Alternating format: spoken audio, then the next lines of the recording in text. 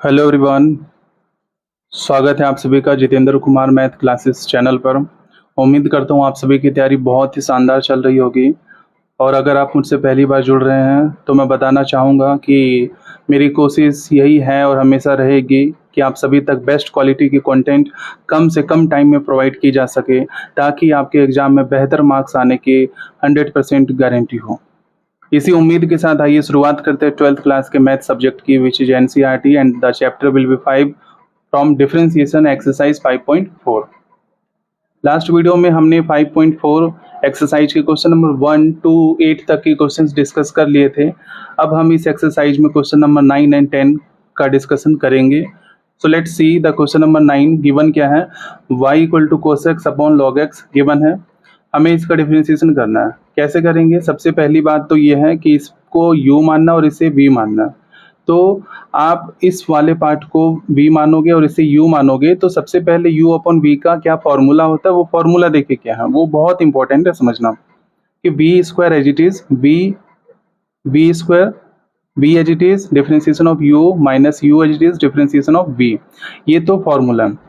अब इस फॉर्मूले का इस्तेमाल इस क्वेश्चन में कैसे करना, वो भी समझना बहुत इंपॉर्टेंट है। कैसे? सबसे पहले v स्क्वायर करना मीन्स v किसे माना है? log x को। तो log x को लिखकर उस पूरे का हमने स्क्वायर कर दिया, ठीक है। Then v as it is लिखना है, इसलिए log x को हमने एज इट इज लिखा।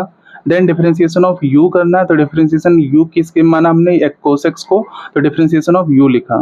Minus u as it is लिखना है, तो इसलिए cos x u माना है, इसलिए cos x को एज इट इज लिखा। एंड v का डिफरेंशिएशन करना है, इसलिए हमने डी बाई डी एक्स लिखकर v यानी कि log x लिख दिया। ओके, अब देखिए क्या है कि आगे कैसे करोगे कि log x को तो सेम लिखेंगे, ठीक। cos x का डिफरेंशिएशन आप जानते हो क्या होगा? Minus sine x, minus cos x को सेम लिखा।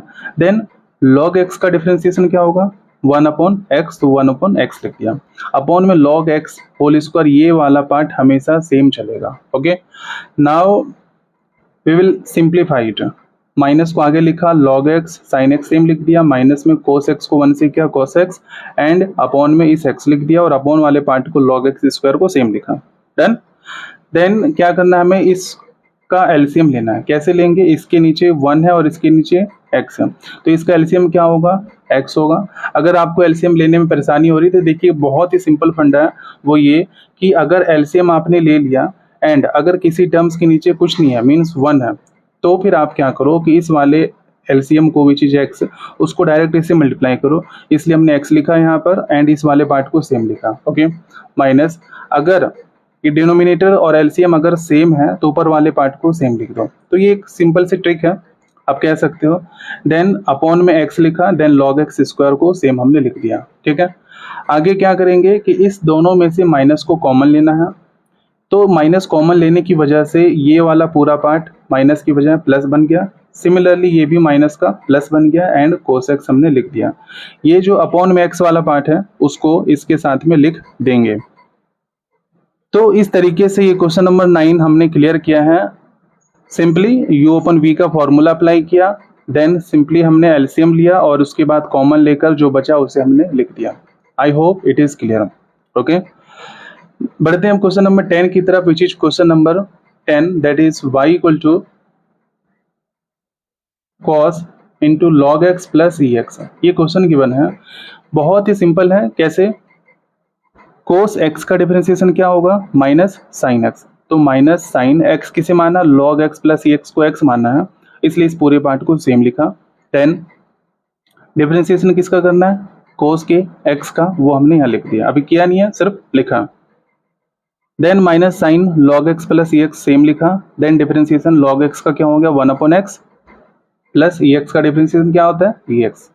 तो यही इसका सिंपल आंसर था कि cos x का minus sine x, then differentiation of x किया तो log x का 1 अपॉन एक्स, ex का किया तो ex हो गया। तो इस तरीके से हमने इस एक्सरसाइज के क्वेश्चन नंबर 9, 10 आज डिस्कस किए हैं। एंड इसी के साथ हमारा इस एक्सरसाइज 5.4 का क्वेश्चन नंबर 1 to 10 तक की क्वेश्चन हमने कंप्लीट कर लिए हैं।